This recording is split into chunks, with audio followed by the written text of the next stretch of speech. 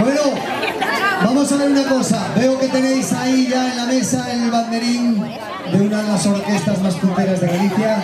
Pero vamos a hacer una cosa. Cuando empiece a tocar, cuando yo empiece a tocar, si levantáis ese banderín y cantáis conmigo, seguramente tendremos una sorpresa más que el doctor Lorenzo le va a hacer.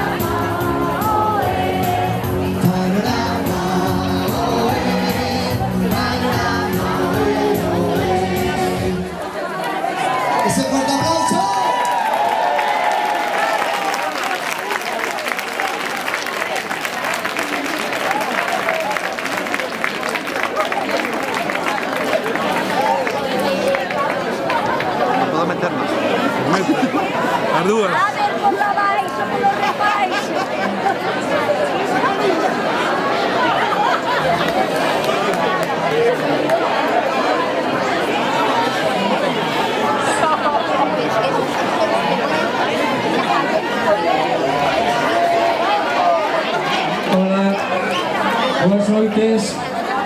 Eu son dos componentes, son dos cantantes da Orquesta Panorama, chamame Jorge. Esta é a miña muller Maite, que traballa tamén na Orquesta Panorama, e desde aquí xa nos pediron fai tempo de traerlle un agasallo aquí ao Dr. Lorenzo e, por suposto, traerlle desde aquí unha placa, un póster firmado por todos os componentes da orquesta, que xa viste seguir no vídeo, que se debe, por suposto, unha placa conmemorativa na súa memoria por o seu traballo feito. De acordo? Así que, por favor, desde aquí para nós é un gran placer poder estar aquí, o máis grande, hoxe, por suposto, o aplauso máis grande ten que ser para él por a súa trayectoria.